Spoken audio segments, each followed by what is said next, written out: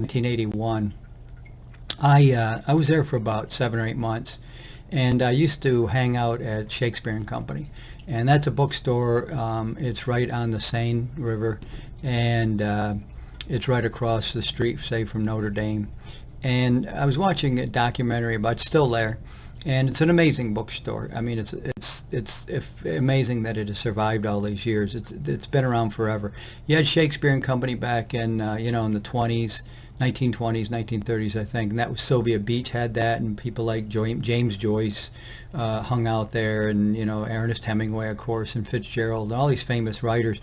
And then it closed, and this other guy decided to open it up. George, I can't think of his last name, but he had the place when I was there. So I used to go out and hang out there all the time and every day. So I walked in. Somebody told me about it. He said, "Go to George, tell him you're a writer, and he'll let you hang out upstairs." So I walked in. I said, "Hey, I'm Bob McCauley. I'd like to go upstairs and hang out." And he says, "Go ahead." So I had, I had carte blanche. Carte blanche. I could just go up there anytime I want.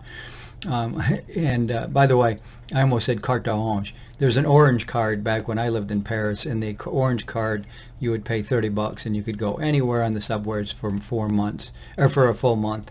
And within the Paris district, just the immediate city, very advanced compared to New York when I lived there in the 80s. It was always a token, and you had to go buy a token from somebody who sold you the tokens. Nothing was automated. It was all controlled by unions, just unions saying, and these people were horrible. Two of them got burned up with gasoline. I mean, they literally took the gasoline, sprayed it in there, and lit the thing on fire and killed two of them. Because these are rotten people. They didn't deserve to die, but they're really, they'd look right at you and just, try to steal your money. I mean, there's reasons why people did this. It wasn't because they just hated the MTA. But at any rate, going back to Shakespeare and Company, I'm watching this documentary on Shakespeare and Company, and I'm looking at the woman, her name's Sylvia. And, I'm looking and I realized when I was there, there was a woman named Felicity. Well, that was the mother of this Sylvia, this one woman that lived there. And I'm thinking to myself, wow, I can't believe that's the girl. I watched the whole thing and I realized, yeah, she's the exact same age. I knew her mother, Felicity. So when I lived there, there was this guy George, and he owned the place, and he married this girl Felicity. Well, he was, I don't know, 25, 30 years younger than her, older than her. She was younger, and he looked like an old man, and he acted like an old man. So they were having this baby, and he didn't have any kids, and I could tell things weren't going well. We could all tell this was like an annex. Here is this woman. She's totally lost. I think she's scared out of her mind, Felicity. And she's having this baby, and she's getting no help from anybody. And so, she's kind of like, thinking, what did I get myself into here? So it was just really funny because I was there right when she was pregnant, and I remember the baby came, and she had a woman that came and helped her with the baby. And George, this guy, he wanted nothing to do with this baby, and he was just someone take care of this. I don't want to do it. I got a bookstore to run. That was his whole. I could just tell. I didn't get to know them real well. We never sat around, went to dinner or did any of those things with him. I just went upstairs. But there was a whole bunch of us that hung out there at the time. I can't remember who they were. It's been too long ago. It was 40 years ago. But there she was from 1980. And she was the age. That was the girl. That was the baby that came out. When I lived in Paris, I went to school at the Alliance Française, and I studied French. I lived in Fondation États-Unis, which was in the city universitaire in the 16th arrondissement, and which means the 16th section of the city, or quarter, whatever you want to call it. I think Shakespeare and Company was in the sixth quarter, I believe, and Hemingway was always talking about hanging out in the sixth, quarter. And I went there because I wanted to be a writer like Hemingway. And be honest with you, I said this, and so I wrote to this woman, by the way, Sylvia, and I told her the whole story of what I knew about it. And I hope it wasn't too personal for her, but it was this.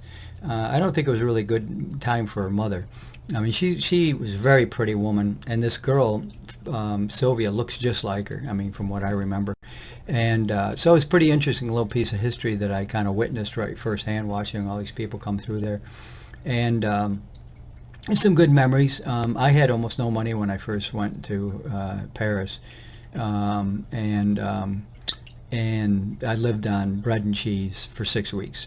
Okay, the wonderful bread in Paris and cheese, which is subsidized. It was cheap. 6 weeks. 6 weeks bread and cheese is all I ate. I mean, I was so skinny. I weighed 128 pounds at that time. I really had nothing. I finally got this Japanese girlfriend, Yoko, and she had money, and so I started gaining weight. She started paying for everything. It's the way to go, guys. Find somebody. If you don't have money and you're a guy, find a girl with money. And that, she found me. She was the one chasing after me. Yoko Hara was her name, and in Japan you say Hara Yoko. But anyway, we traveled all the way across the United States together, 1981, and might have been 81. I think late 81. Yeah. And then I was trying to find a job and didn't, and I dropped her off in San Francisco, and she flew home, and I never saw her again. She wanted to marry me. I wasn't ready to get married. At any rate, that's my little story about Paris and hanging out at Shakespeare and Company. It's a really cool place. You can still apparently can go there and just hang out in upstairs. I don't know if that's true. My son's going to be out there here coming up pretty soon in the next month or so, so maybe he'll see if he can go hang out upstairs at Shakespeare and Company. But that's just my little story there, and of what happened with George, the owner. He died at 98, I learned. And he was a good guy. Again, I didn't know him real well. I'm not going to pretend like I was friends with this guy or anything, but he was an acquaintance. And I went up there all the time, and I saw Sylvia's mother pregnant. Felicity, pregnant with her back in 1980, and the whole story that was behind it. I mean, you'd hear yelling sometimes, and because George just didn't want to. He didn't want anything to do with this. And apparently he kind of raised her. I don't know what happened to her mother. I kind of tried to check into it. She just seemed to have disappeared. I don't know. But Sylvia was raised in Britain, and that's where she was from. Her Felicity was from Great Britain. There's no doubt. She's a very beautiful woman, to be honest, and a very beautiful English accent. So I don't know my different types of accents, but that was the I could tell she was mannered and nice person. Didn't see much of her. She didn't want anything to do with these strangers next door. I mean, she just was living in this place above a bookstore and wondering probably, what the hell did I get myself into? That's my story, and I'll see you guys some other time.